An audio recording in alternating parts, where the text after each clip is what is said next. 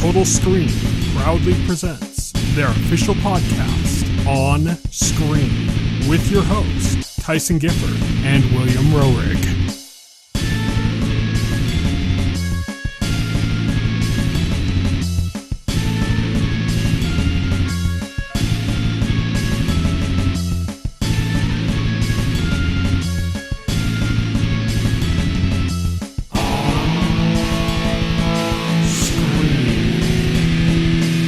Hello, everybody, and welcome to On Screen, the official podcast of the Total Screen. My name is Tyson. My name is Will. And today we are going to be talking about Balls Up, the new comedy movie that was released this year on Amazon Prime that features Mark Wahlberg and Paul Walter Hauser in the leads. We're going to be talking about that in our full spoiler segment. We've also got an On Beat segment where we're talking about 2 news stories and 4 trailers from the week. And we've got our On the Horizon segment where we talk about what's coming up in the next week or so. And that's where we're going to start things off today with our On the Horizon segment.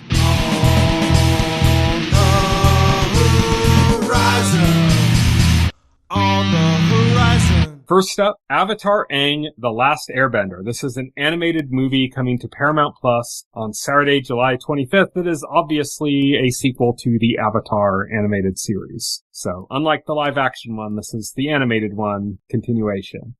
Saturday, July 25th. President Curtis. This is a spin-off of Rick and Morty, featuring the character of President Curtis, who is played, again, by Keith David, reprising his role from Rick and Morty, is airing on Sunday, July 26th on Adult Swim, and then HBO Max the next day. The Walking Dead, Dead City, which is the spin-off of The Walking Dead that focuses on Maggie and Negan, I believe. I haven't watched any of it, so I don't know. But that's coming on Sunday, July 26th on AMC. I think it's like its 3rd season or something. Furious, not to be confused with The Furious, is a new Emmy Rossum-led TV series coming to Hulu on Monday, July 27th, where she plays like an FBI agent who's tracking a female serial killer. Halo Campaign Evolve, this is the remake of the first Halo game, is coming on Tuesday, July 28th to PC, Xbox Series X, and PlayStation 5. The Bombing of Pan Am 103 is a limited series coming to Netflix on Thursday, July 30th. Batman Caped Crusader is coming to Amazon Prime on Friday, July 31st. This is the 2nd season. I Want Your Sex, which is a new movie that stars Olivia Wilde as a dominatrix who takes a liking to Cooper Hoffman, who is the son of Philip Seymour Hoffman. That's the actor, not the character. I was going to say, the movie's not about the actor. Yeah, that's coming on Friday, July 31st to theaters, as is Spider-Man Brand New Day. Again, Friday, July 31st in theaters. That is our On the Horizon segment, and now we're going to move on to On Beat.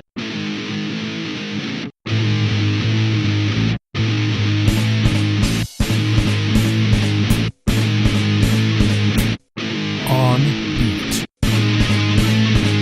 On Beat is our news segment. We've got 2 stories and 4 trailers to go over, and we're going to start things off with Sacha Baron Cohen's secret movie has now been announced to be Ali G, Who Is I? It's coming out October 23rd of this year in theaters through Amazon MGM. So, yeah, we've got our new Sacha Baron Cohen movie. But it's kind of crazy he's returning to Ali G after all these years. Kind of insane that they managed to keep that under wraps, because, Ali G is, it's a very distinctive character. People know.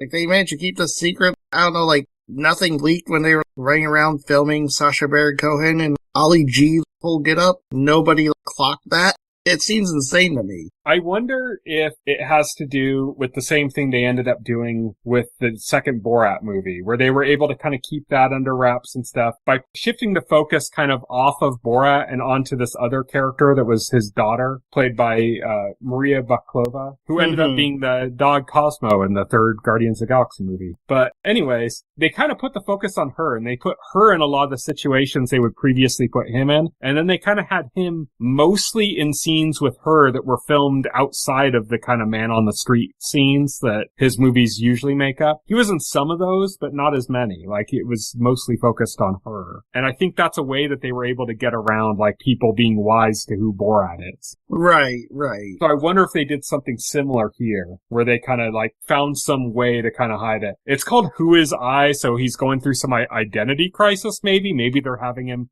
dress up differently or something. He's got various different costumes on. Yeah, like they might be doing something to kind of get around that, like something that becomes a plot conceit, but is like really there just to keep people from realizing who he is. I guess like the title suggests like maybe he's having an identity crisis. Yeah. But maybe that's how they're getting around it. Something like that. Or, like I said, with Borat, they did it by having, like, this daughter character, so they could have somebody else, or I don't know. There's a few ways to do it, but they did kind of manage to get through it without people knowing what was happening, so that's kind of impressive. Oh, yeah, definitely. But, I mean, he's an old pro at this point. And Ali G is interesting just because this is kind of the first big one he did, was Ali G. Yeah. Like, Ali G predates the original Borat and the original Bruno. And well, yeah, it's like Ali G was kind of the first big one, character, yeah.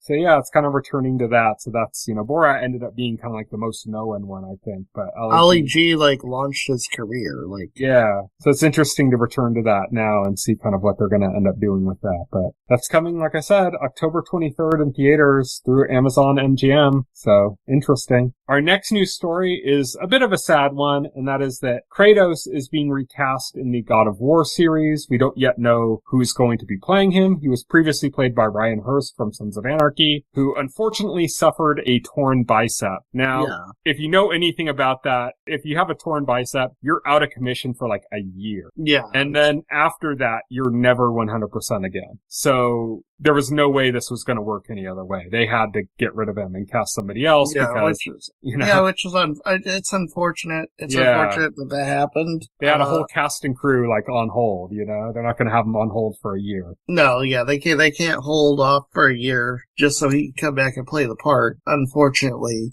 it's a very tragic thing. At least he will recover from the injury. He didn't like get paralyzed or anything like. Nothing like life-threatening or nothing like career-ending. Or career-ending, yeah. It's a setback, for sure. Yeah. I mean, like I said, unfortunately, you're never going to be 100% after a torn bicep. So this might be an end to, like, his career as a figure in action. It might be hard for him to be performing stunts and stuff or action scenes after this. That might be something that might limit him. But in general, he should be able to carry on. It's just he's got a long, hard recovery ahead of him. And there's just no way that they could put a hold on a huge crew and a cast, and they had like the character that's playing his son that's like famous in the God of War games as his son that's going to be aging rapidly, while this is on hold. So it's like, yeah, this is kind of, they have to do this or they would have had to basically scrap the whole series. But yeah, unfortunate news. Next up, we've got our trailers. We're going to start off with the trailer of the week. Pure art. This is cinema. Well, this is cinema. Yeah, this is going to be the movie of the year. I think this is going to outgross The Odyssey. Screw The Odyssey. Screw Dune 3. Screw Robert Eggers' Werewolf. When it comes to the Oscars, there is no other contender. It's going to be Gal Gadot in the runner. I opened this trailer with an open mind. I was like, okay. And I was looking, has Gal Gadot improved as a performer? I know she's been criticized for her wooden performances, her stiff dialogue delivery, where she's using the same voice and the same tone and same inflection with like every line in every movie, regardless of the character she's playing. But to everybody that had that criticism of her, this trailer proved them all right. Yeah. It's still like the exact same delivery. It's crazy. It's Gal Gadot. She doesn't play characters. She just recites lines. Yeah, and she's just running. She's running she's like going for a morning jog and then ends up having to like go on errands for some villain in order to protect her son who was kidnapped. And it's so cheesy. It's for some reason it's shot in 4:3 for no reason that makes any sense. This is not like a made for IMAX movie. It's such a hackneyed premise. This hasn't been done like a million times. It's like garbage. And yeah. And this looks like the worst of them. I mean, there's like Liam Neeson movies that are like this. There's like other movies that are like this, and those were all at least like last week like we garbage. just talked about a trailer where like Liam Neeson was like driving a car for the entire like movie. And this that is looks like infinitely better. yeah, infinitely better than Gal Gadot running, shouting, "Kal-El, no!" The villain of this movie, he's a guy from California named Leon, and they call him Kal-El. And she goes, Kal-El, no! But literally, she's like, "No, do not hurt him." And it's like, goddamn, fucking get an acting class or something. Like, I don't know, like, Jesus Christ. Yeah. I don't know, like, how long this woman can coast on being attractive. It's crazy. Yeah, this is probably the worst thing she's done since her Imagine viral video. Yeah, right, yeah, exactly, yeah. It just looks abysmally bad, but we don't always talk about good trailers on this podcast. I would say, like, we talk about interesting trailers. Yeah. If a trailer is interesting for any reason, I think it's a prime candidate for us to discuss it, and this was interesting just because it was bad, but, like, it's funny bad. Gal Gadot is funny bad. She always delivers the laughs. Yeah, that's what I can say. At her own expense. Yeah, that's what I could say about her. Our next trailer is for a movie called All Night Wrong. We talked about Sacha Baron Cohen and his new movie, and we mentioned Borat and the girl who played his daughter. Well, she's in this movie. Maria Baklova is the secondary lead following Zach Cherry, who is a kind of a small character actor that we see popping up more and more. Yeah. He ended up being in one we talked about fairly recently, Never Change.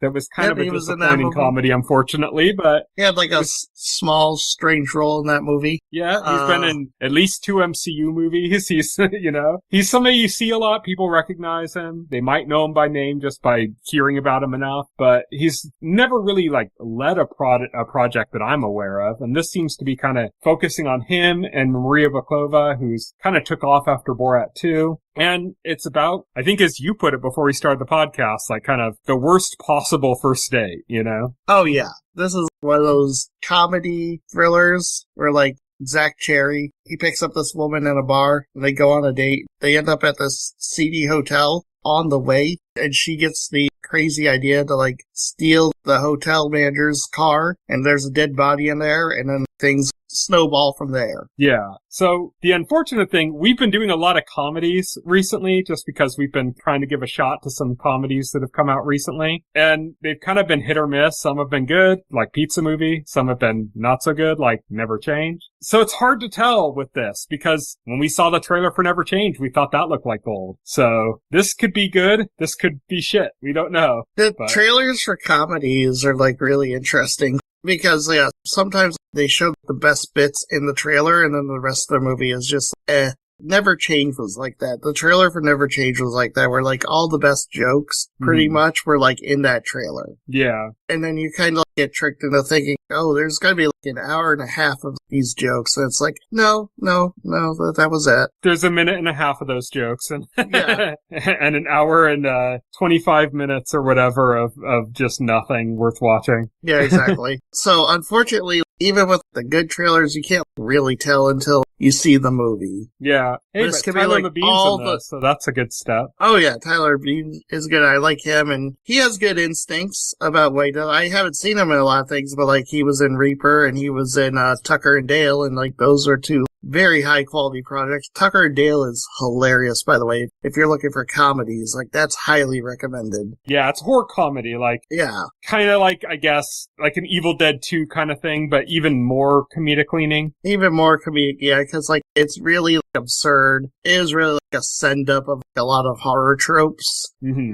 That's a recommended comedy for sure. Yeah. But, yeah, hopefully this is more of a Tucker and Dale movie and less of a Never Change movie. But we'll see. Also, I'm hopeful not just for that, but also for Zach Cherry. I want Zach Cherry. Yeah, I want Zach Cherry to succeed. I like him. He's been a minor player. He's a character actor, so I think he has a long career of being that guy who just shows up in a lot of things. And I think that's like a really good place to be as an actor too. A lot of my favorite actors are character actors. Take, for instance, Stephen Root, who is fantastic and is just like in practically everything. Staying on the Steve front, you got Steve Buscemi, who kind of started out that way too. Oh yeah, absolutely. hoping for good things for Zach Cherry. Also, Maria Bakalova is amazing, so always absolutely. happy to see her pop up somewhere. And like I said, Tyler Labine, he kind of pops up. You see him at the end of the trailer, and he looks very different. It's been years and years. Longer looks so fresh baby-faced anymore. Right? Yeah, exactly. Yeah.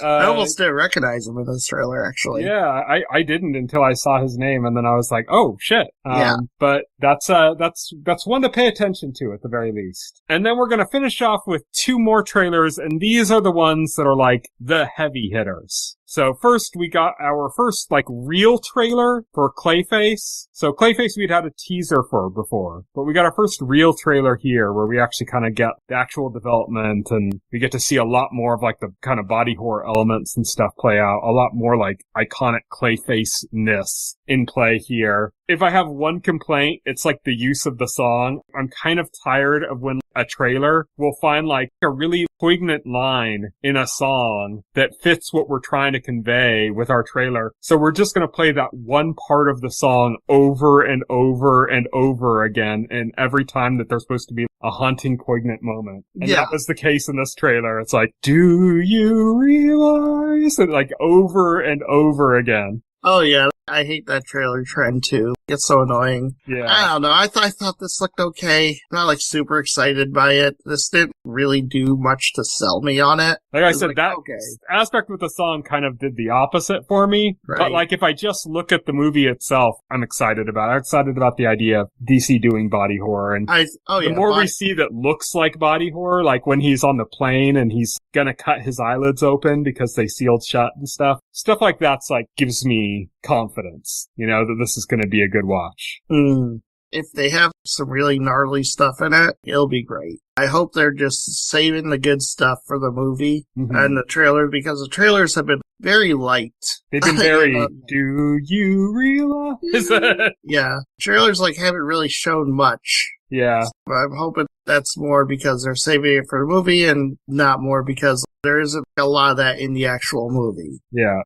Again, you're hoping this isn't a never change. Exactly. And then we got the absolute massive blockbuster megaton trailer of the week, and that is Avengers Doomsday. We had our little teasers before. A lot of what was in this trailer was actually shown at CinemaCon, but that wasn't publicly available. So if you did see anything from that, it was a camera recording off of a screen that had to be kind of hidden at a weird angle because they were looking for people with cameras. Oh, right. Oh, yeah. So we got our actual Avengers Doomsday trailer, and we got to hear Dr. Doom as played by RDJ. We got to hear Robert Downey Jr.'s Doom voice. And you know what? It sounds good. It sounds fine. It's unrecognizable to me. If you didn't know it was RDJ, you wouldn't be able to tell. Oh, yeah, no, I would not have clocked that as Robert Downey Jr., to be honest. Yeah, and then obviously he's masked, so you only see his eyes, and even seeing his eyes, it's a very different performance. It's a very different eye performance than Tony Stark. You don't see Doom much in this trailer. It's interesting because I rewatched the trailer before we jumped on this podcast. I watched it the second it dropped, but I rewatched it to fully take it in. And it's interesting because you can see several different set pieces in this trailer that they're setting up. One is Avengers versus X-Men in the X-Mansion. That was very obvious because there's scenes where we see Shang-Chi fighting Gambit. The Channing Tatum Gambit? Yeah, the Channing Tatum Gambit. He gets actually be in a movie. Besides Deadpool and Wolverine, he gets to actually do stuff this time. Yeah. I'm really happy for Channing Tatum. So yeah, we get Channing Tatum Gambit, we get Mystique versus Yelena, and I can tell this is a set piece because in the scene where it shows Yelena, behind her is Mr. Fantastic and Captain America. And so so this is the Avengers are in the X-Mansion and they're fighting the X-Men. We get what looks to be a quiet moment with Professor X and Magneto having a quiet moment together as we get to see the incursion happening behind them. The incursion that's destroying their universe. Yeah. So it's kind of setting this very desperate dark tone to the movie. Oh yeah, absolutely. There's another set piece that they showed glimpses of, which is set in Wakanda. It's the Fantastic Four and the Wakandans meeting. And apparently they're fighting Namor. And it's also interesting because didn't Black Panther debut as a Fantastic Four character? Yes, Black Panther debuted in the Fantastic Four. Namor didn't. Namor was actually a carryover from the Golden Age. Mm-hmm. Was another carryover with Captain America, because Namor was a Golden Age character. But Namor has a relationship with the Fantastic Four, too, where he's been a frequent Fantastic Four antagonist. And it's really hilarious, too, because I don't know if this was intentional on the part of whoever cut the trailer, but they cut from a shot of Sue Storm straight to a shot of Namor's face, and comics aficionados know those two have history. Namor is,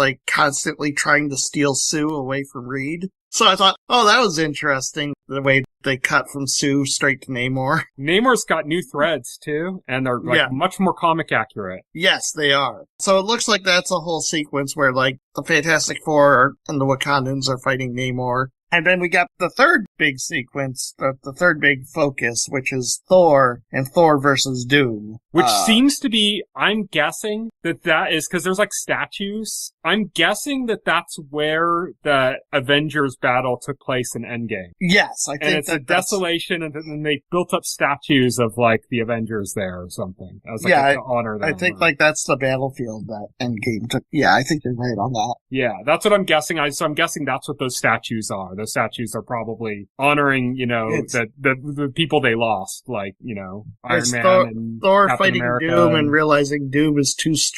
When Doom stops the axe with 2 fingers. Yep, and he needs a miracle, and that miracle is Steve Rogers. A lot of rumors going around that that's actually the Hydra variant of Steve Rogers. No, that's stupid. That's stupid. Because I know the Hydra variant of Steve Rogers apparently was able to wield Mjolnir, so... That's what people say. People didn't read the comic, because the Mjolnir that he wields, the Hydra Steve, is a fake Mjolnir created by Hydra. It's literally there's literally a panel in the comic that shows a close-up of the hammer, and it says, "Whosoever prove himself worthy, the strongest, or something, shall wield the power of Hydra." It's literally a Hydra-created hammer. So no, this is not Hydra Steve. They're not doing that. That would be corny. I hope they're not. But yeah, we get to see it's interesting Steve, and he's looking very like his Nomad. Is it Nomad his, Yep, Nomad is the Captain America that when Captain America got so pissed off at the U.S. government that he renounced the title of Captain America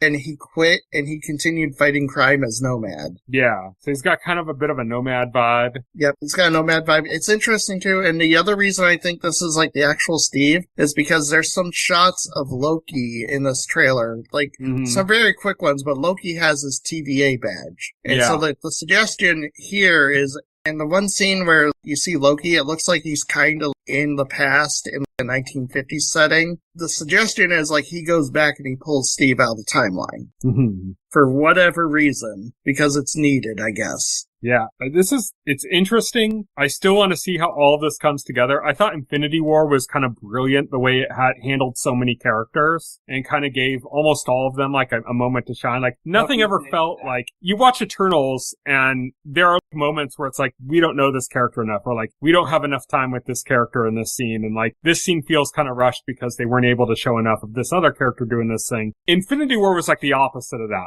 They managed to handle so many characters so brilliantly. And I'm kind of curious how this is going to work out. Is this basically going to be a new Infinity War in the sense that we already know we got Secret Wars coming up next? So it's kind of a two-parter in the same way Infinity War and Endgame was. Yeah. Oh, yeah, exactly. So Secret Wars is going to be the conclusion. Kevin Feige said Secret Wars is not a reboot, but it's going to be a streamlining. It's going to be one universe after Secret Wars. So the X-Men and the Fantastic Four and everybody are going to exist in one Marvel universe. I also know that there's a mystery Marvel project that hasn't been named yet. It's on the timeline because Marvel has to basically go to theaters and say, we need this weekend for a movie. And there's a mystery movie that hasn't been announced yet that happens somewhere between Doomsday and Secret Wars. So I think they should have announced that by now. And the reason they haven't is probably because of events that are going to occur in Doomsday.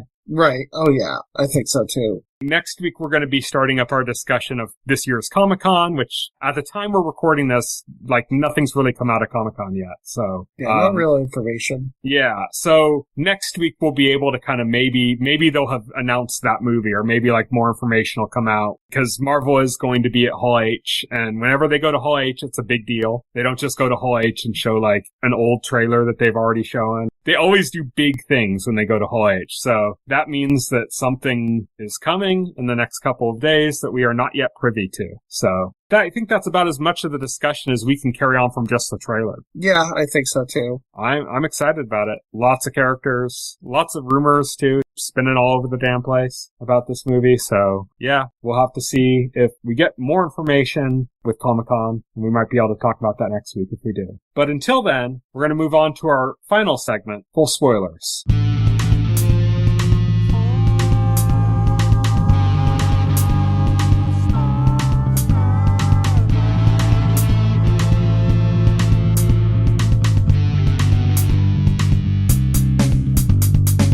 This week on Full Spoilers, we are talking about Balls Up. This was a movie that was written by Paul Wernick and Rhett Reese, who did the Deadpool movies as well as Zombieland. It was directed by Peter Farrelly of the Farrelly Brothers. We talked last week about a trailer for I Play Rocky, the Sylvester Stallone story, that is also being directed by Peter Farrelly. So he's done 2 movies in kind of close connection. This is much more along the lines of what you'd expect from a Farrelly Brothers movie, whereas I Play Rocky is more like a biopic drama. This is a comedy. Farrelly Brothers, of course, did like Dumb and Dumber. There's Something About Mary. Just a whole stream of comedies from like the 90s and early 2000s. And this is supposed to be kind of in that vein. This stars Mark Wahlberg and Paul Walter Hauser as the leads. And they're just like a pair of an unlikely pair that ends up on an adventure. This kind of falls in the line. We've had a lot of movies like this recently. A lot of them on Prime, oddly enough. This is like supposed to be like a zany adventure comedy. Yeah, we've had a lot of these kind of movies, and like I said, a lot of them on Prime. We had that one with,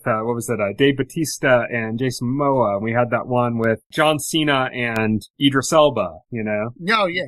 That one was like a lot of fun. Yeah. Yeah, that one was really good. And so we kind of have like a format that Amazon has been doing a lot recently, and this is the next one in that, I guess. What did you think overall of this movie? I thought it was alright. There's some funny bits to it, but overall, I wasn't too amused, too entertained with it. I think Mark Wahlberg is Mark Wahlberg, but I gotta give it to Paul Walter Hauser though. I think like he was selling the hell out of it. Yeah. It's just, it felt like, man, he was putting in all the effort. He seems to be pretty impressive in everything he does, so. Yes. But yeah, I wasn't crazy about this movie. I liked the premise, but I felt the execution was flat. It was kind of weird that like, we spent so much time with Sacha Baron Cohen's character in his drug dealer mansion than like I thought we would. Because I thought this was going to be like a breakneck. They get in one situation and get into another. But that whole thing like, takes up like 1/3 of the movie. It's an hour and a half movie. Yeah. So and it's longer than anything else in the movie too. Yeah. Which I mean, honestly, it might be the best part of the movie. Yeah. Because Sacha Baron Cohen just kills it, you know? Oh yeah. He's great. That part was probably a much smaller part of the movie until they cast Sacha Baron Cohen, and I guess I can imagine the producers, the writer, just writing him a bigger part because of the talent that they had, and that's probably like why that whole thing goes on for so long in the movie. Well, let's break down the movie, not like plot-wise, but there are like specific segments of this movie. Like I said, it's like it's 1/3 of the movie, so like to me, like the movie is like the introduction where like they introduce these characters and who they are and what they do. Yeah, there's the World Cup scene. And the World Cup scene, so like, you introduce the characters, you introduce the situation, then once they're in the situation, they get kidnapped and go straight to the Sacha Baron Cohen drug kingpin compound. You spend a lot of time there, that goes to shit, they get out of there, they end up with, like, these environmentalists, you know, like, these eco-warriors, eco warriors, which one of them turns out to be batshit crazy, then they, you know, they end up in Argentina and getting rescued in Argentina. It's like, kind of like the major slower beats of the film. Yeah. Like, it feels like we needed like another 2 yes. beats, you know? Like, it feels like we need like another like 2 like zany situations, you know? because it really is kind of just 2 outside of the framing devices of the movie. Yeah. Which like the ending, the beginning, all the way through the World Cup, and like that all that stuff all the way through the World Cup, plus the ending of the movie is kind of the framing. And then there's only kind of 2 adventures between them. Yes. Really. I mean, there's more than that, but it's the stuff that's more is very like it's very brief, forgettable, you know? Yeah. There's some where they're in the jungle and they kill an alligator. A caiman, actually. A caiman. Okay, I don't care. I don't care, Steve Irwin. Okay. Crikey. But that does come back with the environmentalist storyline. Mm-hmm. But yeah, there's a moment where they jump off a waterfall. Mm-hmm. I mean, but the way I thought it was, they're going to be trying to like survive mobs in like the streets of Brazil. That happens for like 2 minutes in the movie. Yeah. It's very brief, like that aspect of it. Yeah, I mean, I think the biggest strength of this movie is that it has a pretty good cast, and it uses them pretty well for the most part. Oh, yeah. You've mentioned Paul Walter Hauser was great. We've mentioned that Sacha Baron Cohen, like, steals the show. He does. But, like, Molly Shannon's great in it, too, and, like, the opening sequences. She's got a very small role, but she's great in the small role that they give her, you know? Mm-hmm. Oh, yeah. Benjamin Bratt has a pretty funny role, too, where he gets encouraged to go off the wagon as somebody who's been sober and just goes fucking insane. He's the CEO of this Brazilian company, you know? Yeah. And just pressured to have one drink, he just loses everything. He loses everything. Again, like another brilliant part. It's also like a very small role. Yeah. Eric Andre's good, but kind of almost unnecessary. Like, he's such a small part of even in that story, he's such a small part. Even that storyline, he's like not really a major part of it. And he's funny, but it's like they really could have done more with Eric Andre. Oh, they could have, for sure. Yeah, you want like a zany character, like Eric Andre is really good, and he kind of plays like the straight man of that group of equal warriors. Straight man. He's like this like really laid back character. Which is very strange to have Eric Andre play your straight man. Right, yeah. It is a really strange choice. I mean, he's still funny, but like they're just not giving him much to do. They're not really giving him a lot of a leash, I guess, to really go off and do wild things, you know? Instead, he's just kind of there, and we have this actress playing kind of the leader of that eco-warrior group who's kind of leading everything, and she just kind of, you know, they touch on where she's going with it, and that's psychotic, and she's murdering people, yeah. And that's it. It's like, it doesn't really go any further than that, you know? And the eco-war, that storyline is like very short. Yeah. It's very short. Compared to like the whole thing with the Sacha Baron Cohen storyline at the compound, which I'm pretty sure is like 40 minutes of the movie. Yeah, it's a lot of it. Yeah. It's maybe the best part of the movie, but it does kind of overly dominate what's going on with it. Yes. It was funny what they did the whole thing with the supermodel that turned out to be his sister. Like, you know, Giselle, and then him like dressing up in the angel costume. in the angel costume. Yeah. Again, they got Sacha Baron Cohen and they used him brilliantly. There's good stuff in this movie. I just think, like, overall, there wasn't, like, enough of it. Yeah, definitely. This feels like there could have been something better, and they just kind of were like, fuck it, who cares? It's a streaming movie. Yeah, exactly. That's kind of how it feels like. Yeah. But that's Balls Up. We didn't have too terribly much to say about it, but it's okay. If you just want to have like an okay time watching a comedy, it's worth it, I guess. You can do worse, like, for sure. Yeah. Just go in with your expectations and check. It's not gonna like crack you up. It's not gonna... Yeah, it's not gonna become like one of the all-time cult classics, you know. Old school or The Hangover, this is not, you know? Right, yeah, exactly. But that's it for our full spoiler segment and for this week's podcast. Next week, we are going to be talking about San Diego Comic-Con. We have no idea what's going to be there, except, you know, we know Marvel's going to be in Hall H, but we have no idea what they're showing. I mean, it's kind of weird that they dropped the Doomsday trailer before Comic-Con, so hopefully they got something interesting to show. So if we don't have much to talk about next week, it's because Comic-Con failed us, but I don't think that's going to be the case. That'll have to be the surprise. won't it? Yeah, I don't think that'll be the case. Sometimes Comic-Con's kind of dull, but I feel like we're gonna get some stuff out of this one. And so we decided not to cover, like, really anything else, just to kind of make room, because if it is a big Comic-Con, then we're gonna have a lot to talk about. Yeah, exactly. I don't want to, like, do a 2-hour podcast. So. Yeah, don't want to load us down with other topics that are just unnecessary. Exactly. But so that's next week is San Diego Comic-Con, which by the time you're listening to this will probably be up on Saturday, and I think Comic-Con goes until Sunday, so it'll be like halfway through, or more than halfway through by the time this podcast is out. But at the time we're recording this, none of that's happened yet. We're recording this on Wednesday. Comic-Con has not started yet. So that's what we're talking about next week. Until then, thank you everybody for listening. You can follow me on Blue Sky on Twitter. I'm at Tyson Gifford. You can follow Will on those platforms. He is at Foxel Hero. You can check out our website, thetotalscreen.blogspot.com. If you go to our website and open up a container store for any of our podcast episodes and scroll down to the bottom paragraph, you'll find all the relevant links to our SoundCloud page, our RSS feed, our YouTube channel, all that stuff's there. You can also subscribe to our podcast through your favorite podcast client of choice, like Apple Podcast or Pocket Cast. And as I mentioned, if you check out our YouTube channel, you'll find the entire backlog of this podcast, as well as additional content, including the entire 300 episode run of our old podcast. So if you want to, like, watch along with Hannibal episodes or Game of Thrones episodes or something, you can check those out there. But until next week, thank you everybody for listening. Good night. Good night. Thank you for listening to the OnScreen podcast, the official podcast of The Total Screen. Visit our website at thetotalscreen.com. This podcast can be found on any major podcast client, including Pocket Cast and Apple Podcast. The entire backlog of this podcast and other content can be found on our YouTube channel.